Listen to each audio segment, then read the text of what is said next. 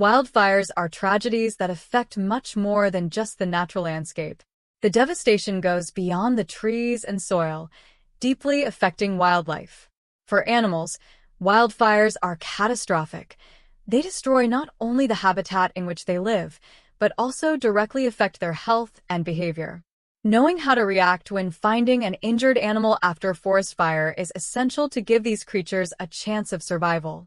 First, it is necessary to understand the physical impact that wildfires have on animals. Fire is not the only culprit. Many animals suffer serious burns, especially those with slower mobility, such as armadillos and reptiles, or birds that, because they are nesting, have difficulty escaping quickly. Furthermore, even if they manage to escape, animals are exposed to the toxic smoke generated by wildfires, which can cause serious respiratory damage. Inhaling this smoke can be fatal, leading to poisoning or respiratory failure, especially in species with more delicate respiratory systems, such as small mammals and birds. Another significant effect is dehydration. During and after fires, animals face high temperatures and the loss of drinking water sources, which end up evaporating or being contaminated by the fire. This results in a desperate race by animals for any available water resource, leaving them extremely vulnerable.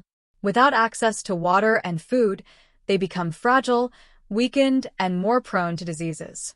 The fires also force animals to migrate in search of refuge. Species that previously lived isolated in the forest end up coming into contact with urban areas, which can lead to conflicts with humans. These animals, disoriented and often injured, can behave unpredictably, increasing the risk of accidents for both people and the animals themselves. In the face of this devastating scenario, what should you do if you find an injured animal? The first rule is not to touch the animal without protection. Injured animals are stressed, in pain, and can act aggressively as a defense mechanism. Wearing gloves not only protects you from bites and scratches, but also prevents the transmission of diseases and contamination to the animal itself. If the animal needs to be moved, either because it is in a risky or dangerous area, care is essential. Avoid sudden movements, which can aggravate injuries, especially in the case of burns or fractures. Use a transport box, if available, or create a safe environment with blankets or soft fabrics, always minimizing direct physical contact. Hydration is one of the most important emergency measures. Animals affected by fires are usually dehydrated, but it is essential to offer water cautiously. If the animal is very weak, do not force it to drink. Instead, offer small amounts of fresh water or, if available, saline solution. Ideally, let the animal drink on its own, avoiding any additional stress. However, the most crucial point in the entire process is to seek professional help. Do not attempt to treat severe burns or administer medication without the guidance of a veterinarian. Deep burns require specific care, including the use of antibiotics and medicinal ointments, which can only be correctly applied by a trained professional.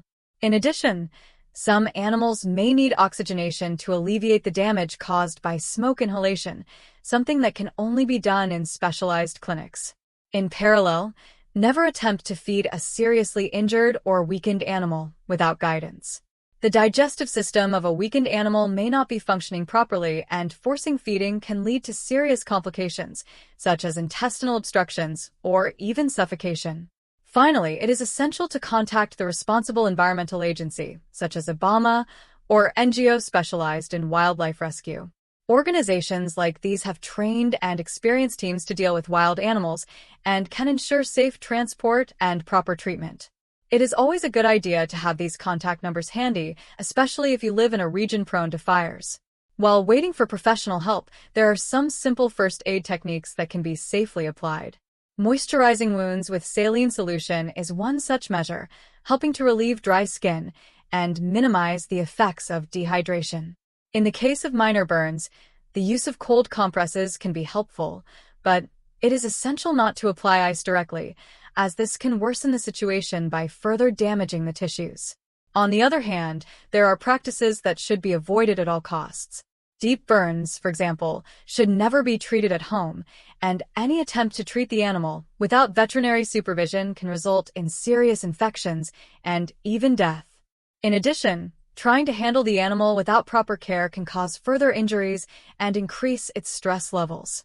With the right knowledge, everyone can make a difference and save lives.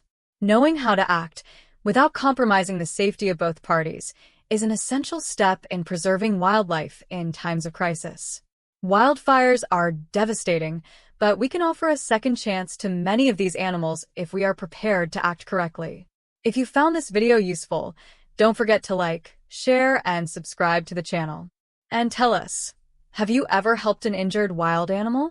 Leave your story in the comments. Vet News, making a difference in the lives of animals.